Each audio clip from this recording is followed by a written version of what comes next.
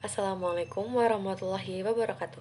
Saya Fasli Feliza Rasmita dari kelas 11 Bahasa ingin membuat video tentang materi jaringan tumbuhan dalam pelajaran biologi.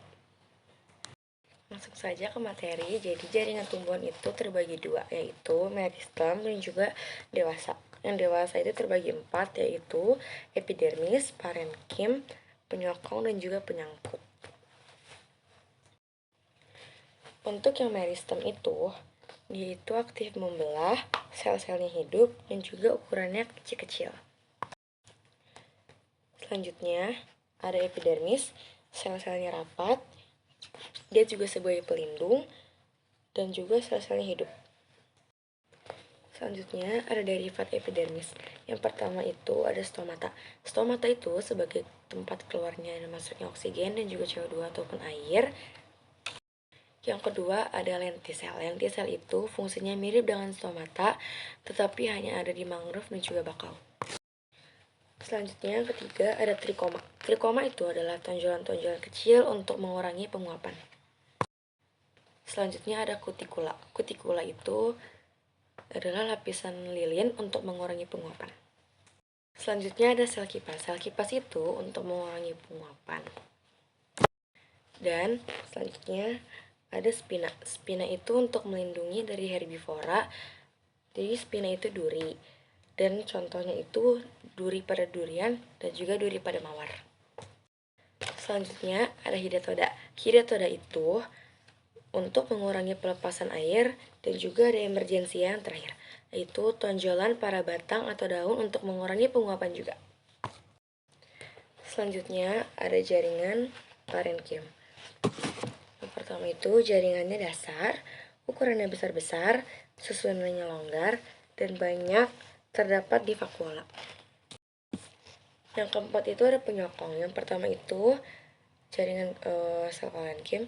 Yang pertama itu sel-selnya hidup dan juga ada di tumbuhan muda dan dia lentur dan dia terdapat di dinding selulosa. Yang kedua itu ada sklerenkim. Sklerenkim itu ada di tumbuhan-tumbuhan seperti di kayu-kayu dan juga sel-sel mati, kaku dan juga terdapat dinding selnya di lignin. Selanjutnya ada pembagian jenis-jenis parenkim. Yang pertama itu ada parenkim asimilasi, yang itu mengubah energi mata hati menjadi zat organik seperti glukosa. Yang kedua itu ada parenkim penimbun. Parenkim penimbun itu untuk menyimpan cadangan-cadangan makanan pada tumbuhan. Yang ketiga itu ada parenkim air. Parenkim air itu menyimpan cadangan air, biasanya disimpan di batang.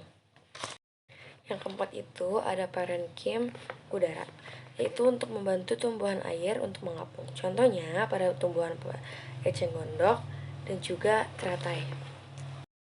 Yang kelima itu parenkim palisade. Fungsinya adalah untuk fotosintesis.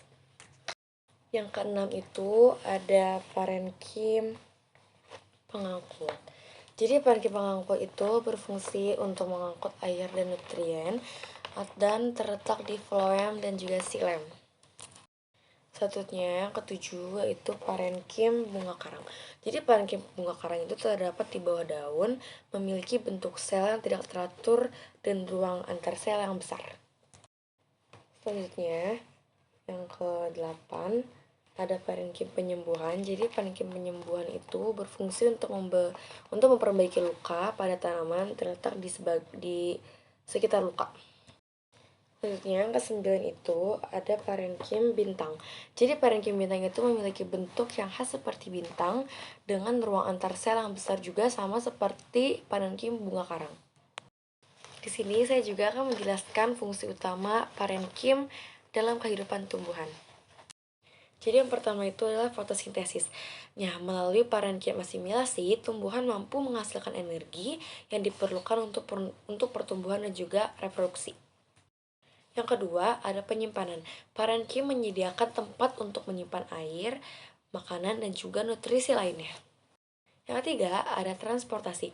Parenkim membantu mengangkut air, mineral, dan juga hasil fotosintesis ke seluruh bagian tumbuhan. Yang keempat ada regenerasi. Kemampuan parenkim untuk membelah memungkinkan tumbuhan memperbaiki jaringan-jaringan yang rusak. Kelima ada dukungan. Dalam beberapa kasus, parenkim juga berfungsi memberikan dukungan mekanis pada organ tumbuhan.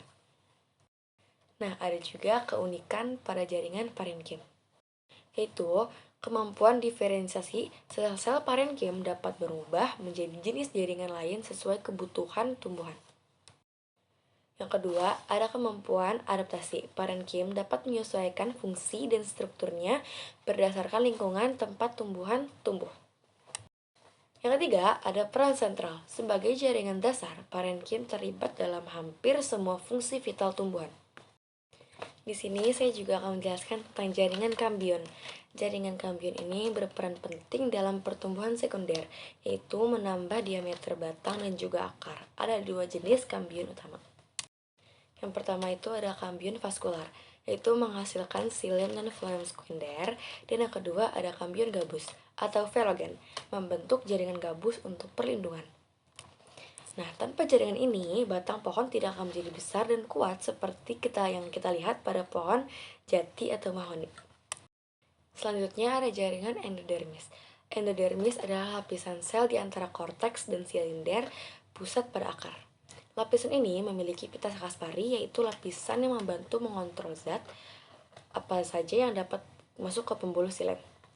Nah, peran jaringan endodermis adalah mengatur aliran air dan mineral dari tanah dan menyaring zat-zat berbahaya agar tidak masuk ke sistem pengangkut. Nah, rangkuman singkat dari materi ini adalah jaringan tumbuhan adalah kumpulan sel dengan fungsi yang sama. Ada 10 macam jaringan tumbuhan utama. Jaringan penyangkut berfungsi mengadakan air dan juga hasil fotosintesis. Jaringan penyokong memberikan kekuatan pada batang dan juga daun. Dan yang terakhir adalah jaringan pelindung mencegah kerusakan dan penguapan berlebih. Itu saja bisa saya jelaskan dari jaringan tumbuhan. Kurang lebihnya mohon maaf. Wassalamualaikum warahmatullahi wabarakatuh.